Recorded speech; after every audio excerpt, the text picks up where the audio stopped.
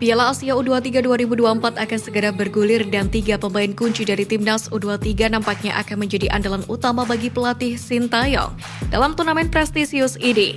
Sebab sejak dipanggil ke tim senior pada Piala Asia kemarin, para pemain ini telah menjadi bagian integral dari segi sepak bola Indonesia di bawah asuhan juru taktik asal Korea Selatan Sintayong. Di antaranya adalah Elkan Bagot yang baru-baru ini dipinjamkan ke Bristol Rovers setelah bermain untuk Ipswich Town, menjadi salah satu pilihan utama di lini belakang.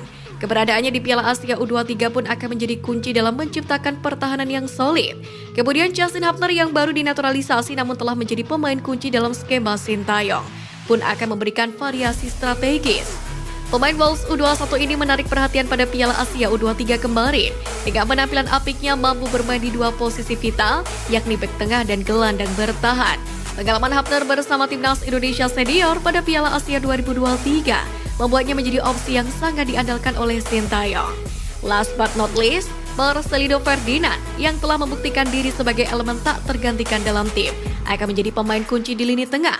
Dengan 45 caps bersama timnas Indonesia di berbagai kelompok usia, visi bermain luar biasa Marcelino Ferdinand telah membuatnya dipercaya oleh Sintayong. Pengalaman Ferdinand dalam turnamen bergengsi seperti Piala AFF, SEA Games, dan Piala Asia 2023 akan menjadi modal berharga dalam menghadapi Piala Asia U23 yang memiliki tingkat kompetisi lebih rendah. Pelatih timnas Indonesia Sintayong balik ke kampung halamannya Korea Selatan ketika tim Garuda memasuki masa libur. Dilihat dari akun Instagram Seongnam FC @sfc_Seongnam pada hari Jumat, pria berusia 53 tahun itu kembali bekerja sama dengan klub asal negeri Gingseng. Ayah dua anak itu memiliki peran menjadi penasihat di bidang pengelolaan pemain dan klub, termasuk merekomendasikan klub terkait pemain mana yang cocok untuk Seongnam FC. Oleh sebab itulah, Sintayong bisa saja merekomendasikan Seongnam FC untuk merekrut pemain asal Indonesia. Akan tetapi, rekomendasi itu tidak bisa sembarangan, melainkan sang pemain wajib memiliki kualitas bersaing di Liga 2 Korea Selatan. Harapannya tugas Sintayong tersebut tidak akan mengganggu konsentrasinya bersama timnas Indonesia. Sebab pemikiran Sintayong dibutuhkan demi mendongkrak performa timnas Indonesia. Bulan depan, tim senior akan ambil bagian di lanjutan kualifikasi Piala Dunia 2026 zona Asia. Federasi Sepak Bola Indonesia yakni PSSI melakukan berbagai cara untuk bisa meningkatkan performa dan prestasi timnas Indonesia serta memajukan para sepak bolaan Indonesia. Salah satunya lewat jalur naturalisasi. Banyak di antara pemain keturunan merupakan asal Belanda, keturunan Indonesia. Terkait hal tersebut, Federasi Sepak Bola Belanda atau KNVB menanggapi banyaknya pemain asal negeri kincir angin itu yang dinaturalisasi oleh Federasi Sepak Bola Indonesia atau PSSI saat ini. Hadir dalam acara Orange Indonesia Festival pada bulan September tahun 2022 lalu, Sekretaris Jenderal KNVB Gich Diang pihaknya tidak mempermasalahkan proses naturalisasi yang dilakukan oleh PSSI.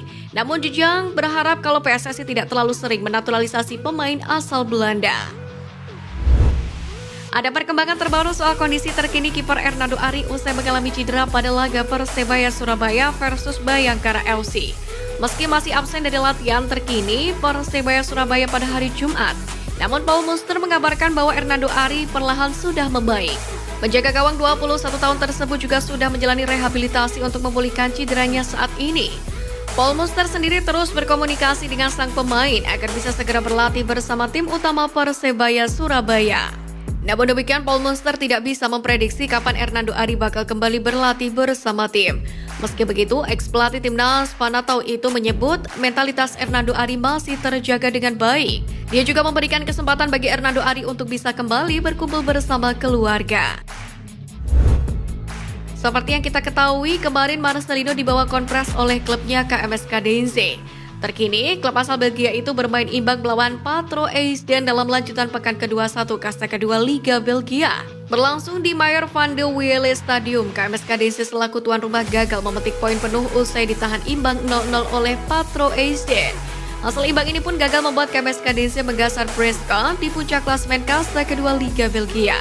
Dalam pertandingan ini, pemain timnas Indonesia Marcelino Ferdinand hanya menghiasi bangku cadangan saja dan tidak dimainkan oleh pelatih, meski sempat melakukan pemanasan. Sementara itu, mengenai karirnya di benua biru, Marcelino Ferdinand pun mengaku bahwa sepak bola Eropa lebih mengandalkan aspek fisik sekaligus taktik dalam waktu yang bersamaan. Karena itulah, pelatihnya KMS Kadense berpesan bahwa Marcelino harus memperkuat tubuh dan kemampuan fisiknya. Untuk itu, Marcheng rela menghabiskan waktu di gym untuk membuatnya terus berkembang selangkah demi selangkah di Eropa. Gelaran Piala Asia 2023 kembali menjadi panggung kegarangan timnas Qatar di level persepakbolaan benua. Meskipun baru muncul sebagai kekuatan baru para sepak bolaan di benua ini dalam beberapa tahun terakhir, namun Qatar benar-benar membuat para pecinta sepak bola berdecak kagum. Kali ini untuk kali kedua di turnamen yang sama, Qatar kembali sukses menggapai final keduanya dan berpotensi untuk mencatatkan back-to-back juara Piala Asia. Sebuah prestasi yang tentunya sangat mengagumkan, mengingat mereka baru bertransformasi menjadi kekuatan sepak bola benua ini tak lebih dari 5 tahun belakangan ini. Namun ternyata di balik kesuksesan yang belakangan ini diraih oleh The Maroons, terselip sebuah fakta yang mungkin saja bisa membuat barisan lokal pred di Indonesia kelimpungan. Menyadur unggahan akun TikTok Garudapedia pada 8 Februari 2024, saat ini setidaknya terdapat 12 nama pemain timnas Qatar yang sama sekali tidak memiliki darah Qatar. Di antaranya, 2 pemain kunci Qatar adalah Akram Afif dan Almos Ali, yang masing-masing berkebangsaan Sudan dan Tanzania. Tentu, timnas Indonesia memiliki kans yang sama untuk bisa bertransformasi seperti Qatar. Namun, tentu semua itu butuh dukungan dari semua pihak. Media Korea Selatan Chosun menganggap kehadiran Pratama Arhan di K-League 2024 tidak kalah mentereng dibandingkan ex-Manchester United Jesse Lingard. Kedua pemain itu bahkan dianggap sebagai duet maut yang bisa menggebrak K-League 2024 menjadi lebih menarik dan meriah baik dalam aspek hiburan maupun teknis di lapangan. Dalam hal ini, kehadiran Arhan dinilai tak hanya memberikan dampak positif bagi Suwon FC yang mendapatkan promosi gratis, mengingat begitu terkenalnya ex-PSIS Semarang itu di tanah air. Chosun merasa K-League juga ikut mendapatkan imbas positif dari keberadaan Arhan, yang diketahui mampu menyetir para pecinta sepak bola di negaranya untuk setidaknya mengikuti akun media sosial klub yang tengah dia bela. Sebab kelebihan Arhan dalam aspek menarik penonton disebut Chosun disebut tak kalah dari Jesse Lingard yang musim ini dipastikan bakal membela Seoul FC setelah menandatangani kontrak 2+1 tahun. Arhan sendiri diketahui memiliki jumlah followers Instagram lebih dari 7 juta, sementara Jesse Lingard punya pengikut lebih dari 9 juta.